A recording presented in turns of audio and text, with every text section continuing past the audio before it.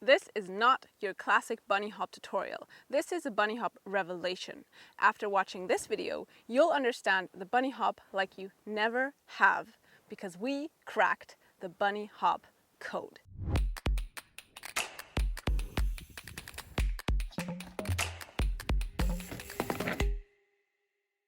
The bunny hop almost drove me into despair. I'm serious. I almost quit mountain biking because I was unable to learn to bunny hop. This is me 7 years ago. And this is me today. Although I have progressed a lot, still today I struggle with increasing the height of my hops. And that's because I committed a huge error when I started learning the bunny hop. You'll find out about this error today. I'm sharing it hoping that it will help you and many riders out there avoid it. So if you watch this video all the way through, you will find out about how to avoid the error. You'll know why you do not need a high manual to bunny hop, and why you do not need to be able to perform a rear wheel lift either. Before we begin dissecting the hop, let's talk about terminology first, because there's a huge amount of misunderstanding about this term bunny hop. In this video, we will briefly look at a move often referred to as a bunny hop, which is this move, which in this video I will be calling a bunny hop landing front wheel first, and sometimes also a bunny flop, because that's what many people also call it. But mainly, we will be looking at this move, which many people and even instructors think is the same. But actually, it's not. It's a bunny hop landing both wheels at the same time, or even slightly rear wheel first. This is the bunny hop we will be looking at in detail in this video, because it's the real deal. You will also find out more about why this is the real deal in the course of this video. Today I have brought my partner Berni with me. Hi. Because Berni is not only an amazing bunny hopper, but also he's an engineer and he has a history of pro riding in another discipline, which is why he brings extremely good analytical skills and kinesthetic finesse. In other words, he feels what tiny body movements do to the move, and he has this amazing ability to immediately adjust and readjust. So he's a perfect guinea pig for the bunny. No, seriously. He's perfect to analyze, deconstruct and reconstruct movements. So both Berni and I have been professional, in other words, full-time coaches and international instructor trainers for many years. And while we were preparing this video, we were pretty shocked at how many flat-out wrong and flat-out dangerous tutorials we found out there for the bunny hop. Many tutorials claim a strong hip movement, a high manual, and the necessity to be able to lift the rear wheel by scooping it. Well, bear with us to find out why these beliefs actually screw up your bunny hops.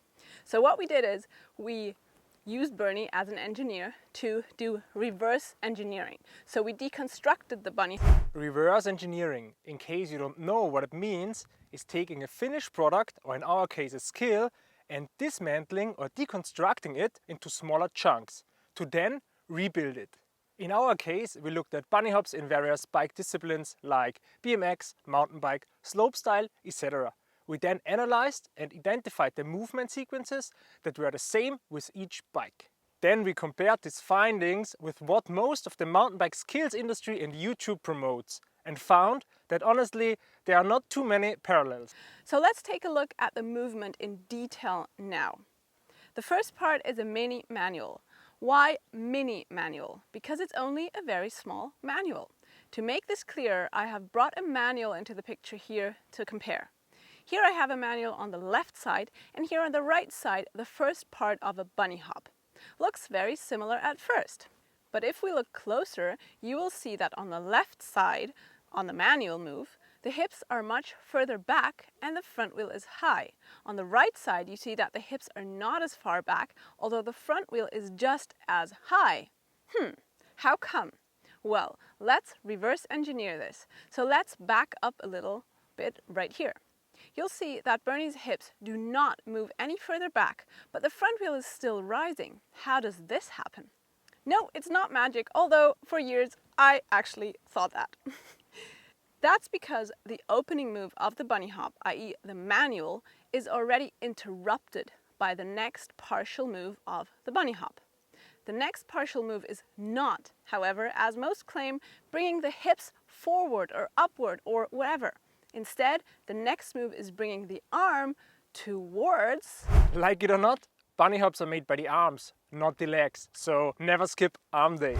So what are the arms doing?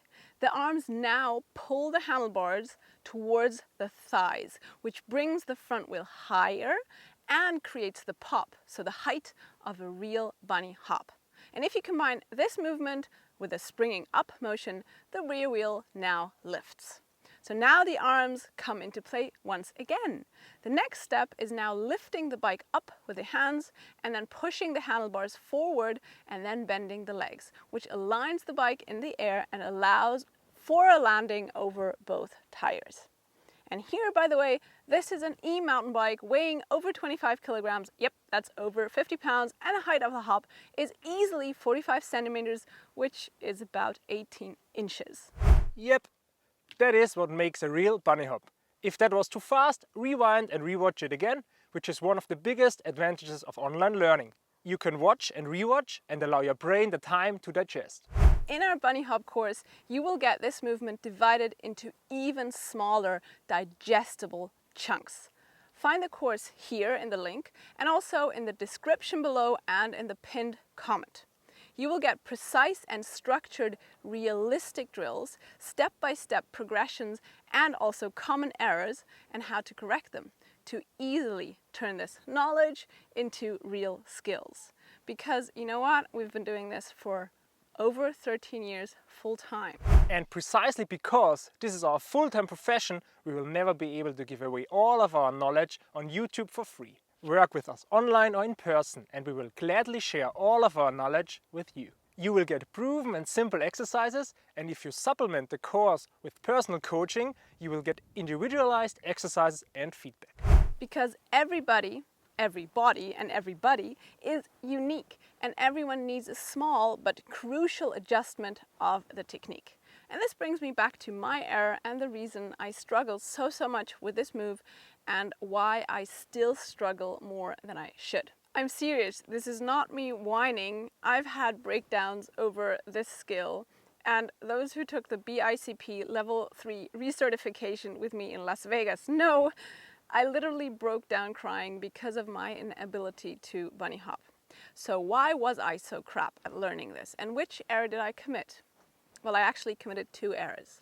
One, I started learning the bunny hop too early. I started practicing right when I started to even ride a mountain bike with no solid foundation whatsoever, ingraining my foundational errors with every session. Why? Because I repeated them over and over again. And what did this do? Well, every practice session actually took me further away from my goal.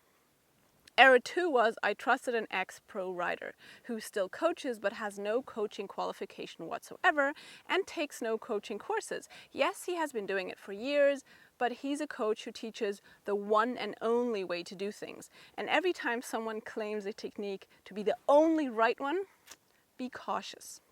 So his one and only technique was his way. And apart from the fact that now I know that these movement patterns are totally limiting, they just didn't work for me because I'm petite. He, for example, taught me a manual with a complete leg extension and taught me a quick forward hip thrust and a scooping motion afterwards, which actually both will screw up your bunny hops for real.